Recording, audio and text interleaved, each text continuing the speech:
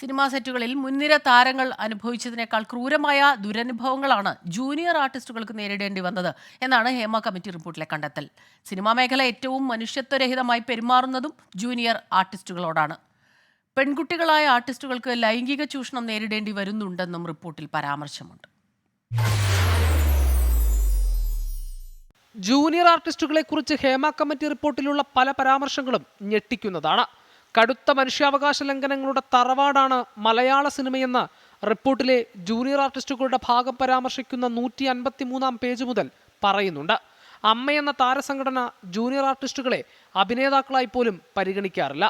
Junior ടെക്നീഷ്യന്മാരെ ടെക്നീഷ്യന്മാരായും പരിഗണിക്കുന്നില്ല. Cinema ചെയ്യാൻ ഇവരാവശ്യമാണെങ്കിലും കടുത്ത വിവേചനം നേരിടേണ്ടി വരുന്നുണ്ട് ജൂനിയർ അഭിനേതാക്കൾക്ക്. ജോലി നഷ്ടപ്പെടുമെന്ന ഭയം കൊണ്ട് കമ്മിറ്റിക്ക് മുന്നിൽ മൊഴി നൽകാൻ പോലും പലരും വിസമ്മതിച്ചു. തുറന്നു പറഞ്ഞവരാകട്ടെ വെളിപ്പെടുത്തിയത് നടുക്കുന്ന സംഭവങ്ങൾ. അടിമകളെക്കാൾ മോശം രീതിയിലാണ് താരങ്ങളും സംവിധായകരും പെരുമാറുന്നത്. 19 മണിക്കൂറോളം സെറ്റിൽ ജോലി ചെയ്യേണ്ടി വരുന്നുണ്ട്. എന്നാൽ അതിനു തക്ക പ്രതിഫലം ലഭിക്കുന്നില്ല. ശുചിമുറി സൗകര്യമില്ല. പ്രാഥമിക സൗകര്യങ്ങൾക്ക് സ്ത്രീകൾ ഉൾപ്പെടെ പൊന്തക്കാടുകൾ തേടേണ്ടി വരുന്ന അവസ്ഥ. ഷൂട്ടില്ലാത്ത സമയത്ത് ഇരിക്കാൻ സൗകര്യമില്ല. ഇതെല്ലാം സഹിച്ചു ജോലി ചെയ്താലും ആവശ്യത്തിന് വെള്ളമോ ഭക്ഷണമോ ലഭിക്കാറില്ലെന്നും ജൂനിയർ ആർട്ടിസ്റ്റുകൾ കമ്മിറ്റിക്ക് മുമ്പിൽ വെളിപ്പെടുത്തി. ഷൂട്ടിംഗ് തീർന്നാൽ പിറകെ നടന്ന് യാചിച്ചാലും ശമ്പളമില്ല. 1800 രൂപ മുതൽ ശമ്പളമുണ്ടെങ്കിലും ഇടനിലക്കാരൻ ആർട്ടിസ്റ്റുകൾക്ക് നൽകുന്നത് വെറും 500 രൂപ. ബാക്കി പണം ഇടനിലക്കാരുടെ പോക്കറ്റിൽ. ഭക്ഷണം, വെള്ളം, യാത്രാ ചെലവ് ഒന്നുമില്ല.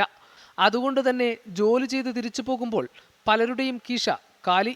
ജൂനിയർ ആർട്ടിസ്റ്റുകൾക്ക് അവസരം നൽകാമെന്ന് പറഞ്ഞ് പെൺകുട്ടികളെ ലൈംഗികമായി ദുരുപയോഗം ചെയ്യുന്നത് പതിവാണെന്നും റിപ്പോർട്ടിൽ പരാമർശമുണ്ട്. സമാനതകളില്ലാത്ത ചൂഷണമാണ് ചലച്ചിത്ര മേഖലയിൽ നടക്കുന്നതെന്നാണ് ഹേമ കമ്മിറ്റി വിരൽ ചൂണ്ടുന്നത്. 24 തിരുവനന്തപുരം.